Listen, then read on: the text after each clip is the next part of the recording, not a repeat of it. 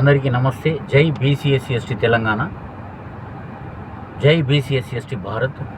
ఈరోజు మరి ఈ కేంద్ర ప్రభుత్వం పెంచిన ధరలను గమనిస్తే చాలా బాధాకరమైనటువంటి విషయం.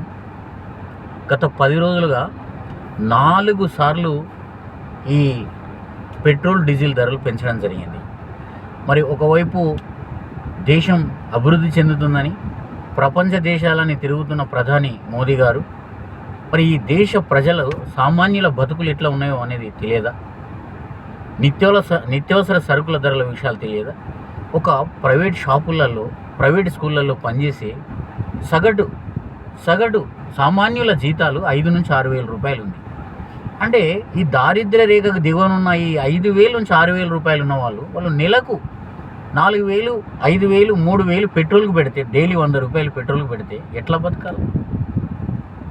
మొన్న ఒకేసారి 3 రూపాయలు పెంచారు, మొన్న 90 పైసలు 2 సార్లు పెంచారు, మళ్ళీ ఈరోజు ₹2.50 చిల్లర పెంచారు. అంటే 4 సార్లు పెట్రోల్ డీజిల్ ధరలు పెంచితే ఈ ఆయిల్స్ ధరలు పెంచడం వల్ల మరి పేదల బతుకులు ఎట్లా కావాలి? ప్రతి ధరలు పెరగడం వల్ల మరి ఆదాయం పెరగట్లేదు కదా. ఈ దేశ సంపదలో మరి శ్రామిక కులాల, ఉత్పత్తి కులాల, బీసీ ఎస్సీ ఎస్టీ ప్రజల ఆదాయం పెరగట్లేదు. మరి కార్పొరేట్ యాజమాన్య పెట్టుబడిదారులై, బడా కంపెనీలై, ఈ అగ్రకుల వ్యాపారులై, అగ్రకుల పార్టీల సంపదలు మాత్రం పెరుగుతున్నాయి. నివేదికలు వస్తున్నాయి.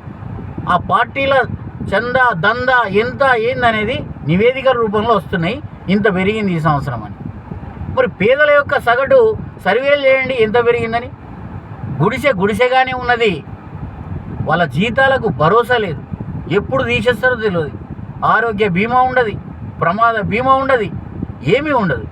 కాబట్టి ప్రధాని మోదీ గారు దయచేసి అర్థం చేసుకోవాలి. డిమాండ్ చేస్తున్నాం మేము, రిక్వెస్ట్ కాదు. ఈ దేశ ప్రజలను సామాన్యం దృష్టిలో పెట్టుకొని వెంటనే పెట్రోల్ డీజిల్ ధరలు తగ్గించాలి. రేషన్ షాపుల్లో ఇచ్చే బియ్యం కాదు కదా, మాకు 5 రూపాయల కిలో బియ్యం ఇవ్వండి, 30 రూపాయల లీటర్ పెట్రోల్ ఇవ్వండి, మేము డిమాండ్ చేస్తూ ఉన్నాం. మాకు పెట్రోల్ అవసరం. బియ్యం 5 రూపాయలు చేయండి అండి, సరే 2 రూపాయలు చేయండి, మీరు ఫ్రీగా ఇస్తే ఇవ్వండి, మంచిదే. మరి మాకు పెట్రోల్ కూడా తగ్గించాలి. ఈ దేశంలో వచ్చే సంపద ట్యాక్సులు కదా మేము కట్టేది, బీసీఎస్సీ ఎస్టీ ప్రజలు కదా. మా ట్యాక్సుల ద్వారా సెంటర్కి ట్యాక్స్ పోతుంది, స్టేట్కు పోతున్నది. ఆ డబ్బుల్లో రాయితీ మీరే భరించి, పెట్రోల్ సబ్సిడీ, పెట్రోల్ యొక్క డీజిల్ సబ్సిడీలు మీరే భరించి సగటు ప్రజలకు, దేశ ప్రజలకి ఖచ్చితంగా ఈ యొక్క పెట్రోలు డీజిల్ని తక్కువ ధరకే అందించాలని మేము కోరుతూ ఉన్నాం. మరి ఒక మనిషి ఒక చోటు నుంచి ఇంకో చోటుకు పోవాలంటే కంపల్సరీ అయిపోయింది. కాబట్టి వీటిని ధరలు తగ్గించాలని మేము కోరుతూ ఉన్నాం.